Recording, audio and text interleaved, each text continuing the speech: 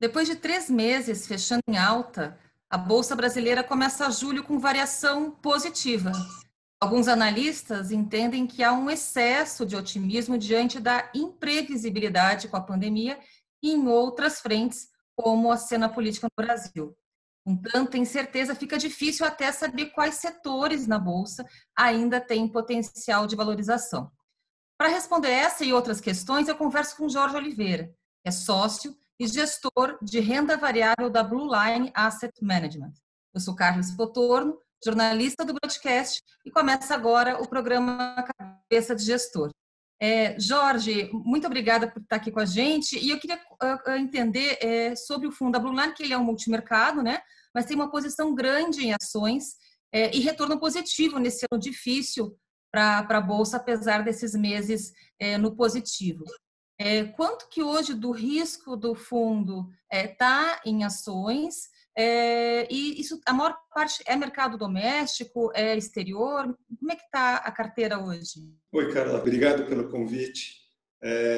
O nosso fundo ele é um fundo multimercado, né? Então, a renda variável, o bolsa, o ativo bolsa, ele é um pedaço dentro de outras estratégias. Tá? Hoje, nós temos uma alocação de mais ou menos uns 20% em renda variável. E se eu quebrasse isso geograficamente para você, seria 50% em Brasil, 30% em G10, um pouco de Europa e um pouquinho menos de Estados Unidos, e o restante está em México. Isso da carteira de ações, né? Por que a Europa vocês têm uma posição um pouco maior que Estados Unidos? Até na segunda-feira, a S&P marcou recorde de novo. Vocês não veem um potencial grande no mercado americano? Tem, então, mas se a gente olhar numa janela de curto prazo, né, os mercados eles estão progredindo ou regredindo em função do desenvolvimento ou não de como é que está sendo tratada a pandemia, né? Então, nós temos países ou regiões geográficas que já reabriram faz tempo.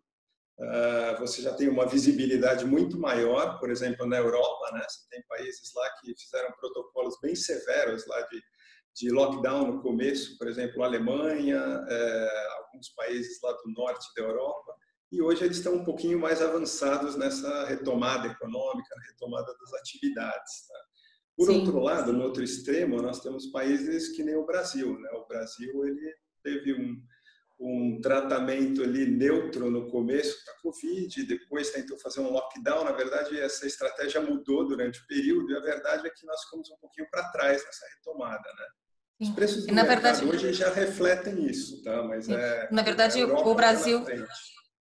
Brasil nem chegou a fechar totalmente e agora na abertura não está conseguindo abrir totalmente, né? Belo Horizonte é um exemplo, Porto Alegre é outro, falando de capitais, né? Porto Alegre é um exemplo que tentou abrir e teve que voltar atrás. Isso, exatamente, né? A gente tem na verdade, eu acho que todos os países, né, eles estão operando por tentativa e erro.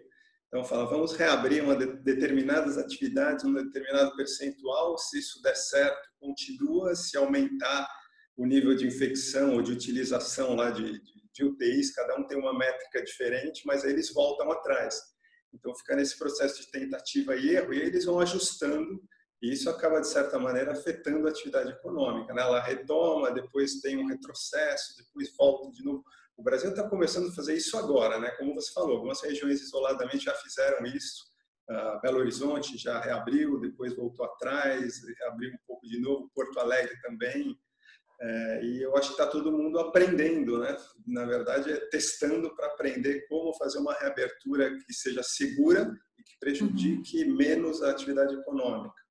Sim. É isso que deixa o mercado americano menos atraente quando vocês comparam bolsa americana com bolsa europeia, por exemplo? Se você olhar os Estados Unidos, esse processo de abertura, lá a decisão é estadual, né? Então, você tem, por exemplo, alguns estados, lá o Texas, ou aqueles do Sudeste e o Sudoeste, eles reabriram antes, depois fecharam, diminuíram, reabriram de novo, e você tem Nova York, Califórnia, que eles estão mais conservadores, né? Isso realmente reflete os diferentes níveis de preço dos países, né? Os Estados Unidos não é que ele ficou para trás, mas na verdade ele está demorando um pouco mais do que, por exemplo, a Europa para conseguir esse equilíbrio entre o que reabrir de novo, como reabrir e a retomada da atividade. A Europa está um pouco na frente disso aí, né? Isso já está refletido, por isso que o nosso portfólio tem um pouco mais de Europa do que de Estados Unidos. Agora, o Brasil, apesar dele ter ficado para trás, né, nessa história aí, isso está refletido nos preços. Então, também os preços do Brasil ficaram para trás, né? Onde você tem maior oportunidade de retorno hoje, olhando no futuro próximo de estabilidade da retomada econômica, o Brasil é que tem grande potencial de retomada aí de preços também.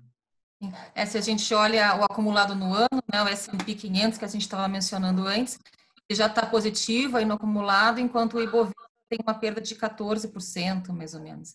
Agora, nessas oportunidades que vocês entendem que há no mercado brasileira, quais setores que são apostas de vocês? Queria entrar entender um pouco melhor a carteira de ações Brasil hoje de vocês. Tá. Aqui no Brasil a gente tem alguns temas, né, de investimento. A gente gosta de tratar a carteira por tema, né? A gente não olha muito o índice em si, o Bovespa. Tem alguns temas lá dentro que parecem ser bem interessantes. Por exemplo, quando você olha essa combinação de taxa de juro baixa com não mais atratividade de renda fixa, o que leva as pessoas a tomarem um pouquinho mais de risco, né, nos portfólios, você necessariamente vai cair no mercado de bolsa, de renda variável. Tá? E aí o grande ganhador disso aí é a B3, é a própria bolsa, né? Eu acho que as pessoas físicas, ou os investidores em geral, vão acabar migrando para lá. Existe aquela discussão de fintech, o banco de investimento digitais, mas no final todo mundo vai acabar na B3. E ela é a grande beneficiada dessa combinação aí de juro baixo, perspectiva de investimentos com maiores retornos serem na renda variável. Então, esse é um tema de investimento que a gente gosta. A gente gosta também, por exemplo, de tema dentro do setor de energia, tem alguns temas diferentes, né? Por exemplo, você pode olhar a Petrobras como uma oportunidade boa de investimento, né? Nessa estratégia dela de vender os ativos ali que ela não considera mais core, seriam os ativos fora de produção, exploração. Você tem, por exemplo, ali um tema de gás, que é muito interessante, né? Isso tem a ver um pouquinho com a mudança ali da matriz energética de Brasil, de usar mais gás. A gente usa muito pouco gás hoje, muito porque estava concentrado tudo na mão da Petrobras, né? Isso vai dar uma desconcentração grande, vai ter oportunidade para outras empresas aí que já operam isso. E de entrar setor privado nessas unidades de gás natural, né? Isso, exatamente, porque a Petrobras ela tem um detalhe importante, né, nessa exploração do pré-sal, porque ela acaba produzindo muito gás. Não é possível tirar o petróleo lá de baixo sem ter o gás antes, tá? Então isso vai ter que ser aproveitado de alguma forma, não pode simplesmente queimar isso aí, como em alguns países fazem, porque aqui a gente tem regras ambientais diferentes. Então a iniciativa privada vai ter que começar a explorar isso aí. Tem empresas que já exploram, né? Se pegar, por exemplo, lá do sul, lá de Santa Catarina, ela já opera nesse mercado de gás, principalmente para as indústrias.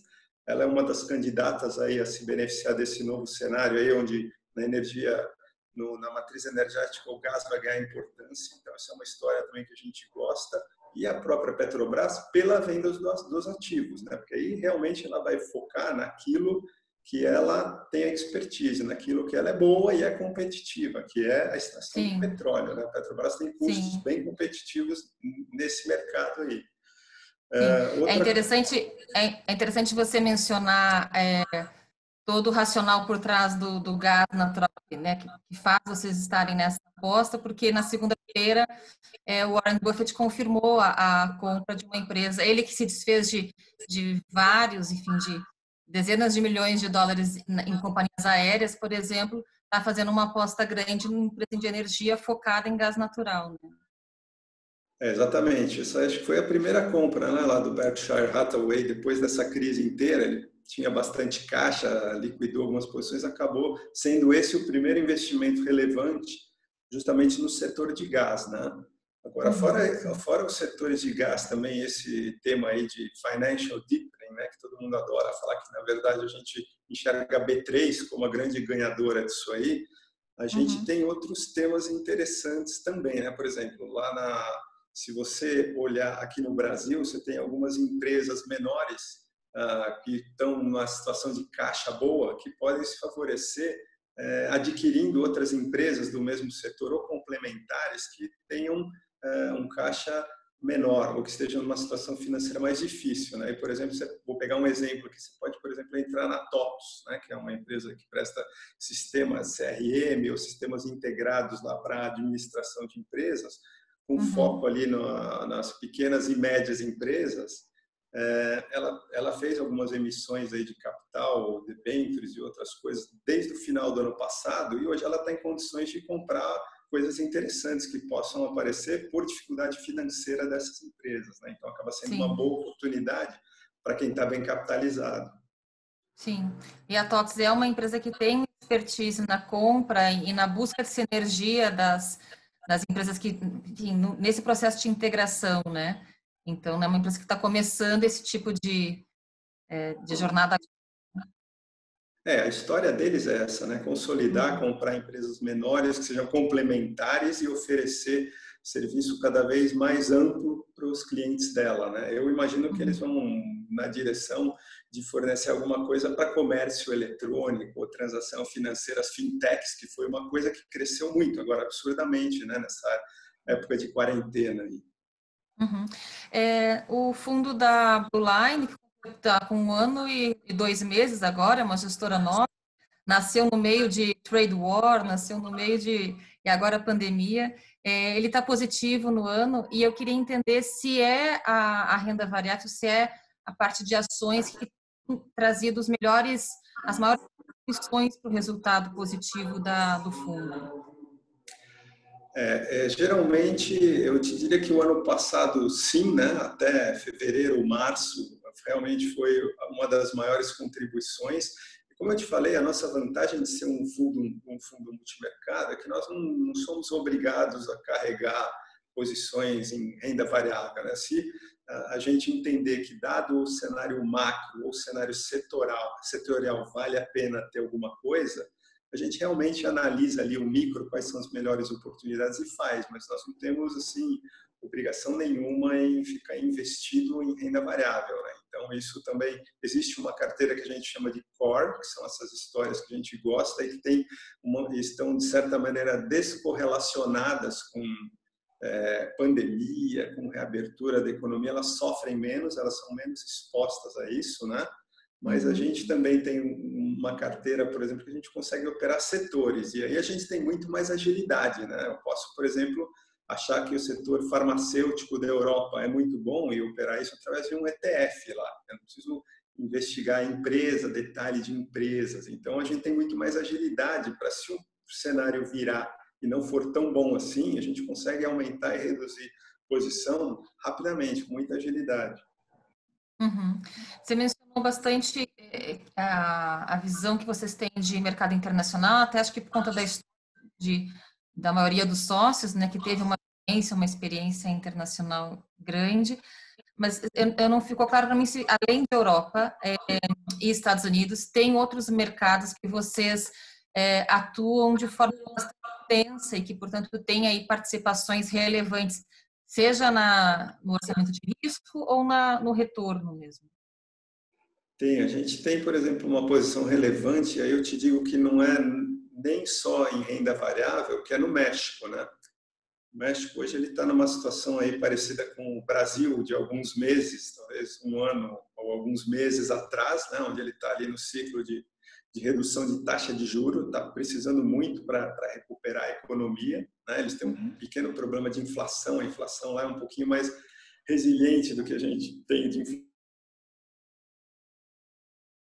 Bom para renda variável, é bom para taxa de juro lá. Então, o México, a gente tem algumas apostas lá, não só em renda variável, mas apostando nessa nossa expertise macro, né? De não ficar focando só Brasil, mas Uhum. sim de um cenário macro que é discutido por todo mundo, independente de classe de ativo, a gente chegar à conclusão qual é a melhor região geográfica e quais as oportunidades que a gente tem dentro dessa região. O México hoje é uma aposta bem importante, eu diria tão importante quanto o Brasil até.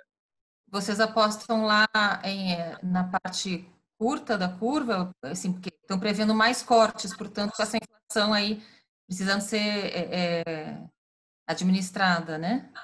Isso, exatamente. Tá? E aí o que a gente está olhando lá também, especificamente no setor, em renda variável, é o setor de bancos. Né? Existem alguns bancos lá que estão sofrendo menos ou eles estão administrando melhor esse problema de inadimplência, né? Com a demanda fraca, consumo fraco e com as empresas em dificuldades financeiras, eu acho que eles estão administrando melhor do que aqui no Brasil isso. Então, é uma oportunidade da gente ter renda variável lá. Por exemplo, setor Também financeiro, bancos, a gente tem México. sim, tá certo. Jorge, quero te agradecer muito a entrevista e a gente encerra aqui, então, o programa Cabeça de Gestor de julho, gravado remotamente aí por conta de todos estarmos em home office. E o programa ele vai à primeira terça-feira do mês, tentando trazer, conversar com algumas gestoras para discutir os desafios e a estratégia de investimentos dessa gestora na indústria de fundos no Brasil, que tem quase 5 trilhões de reais sob gestão. Muito obrigada e até a próxima.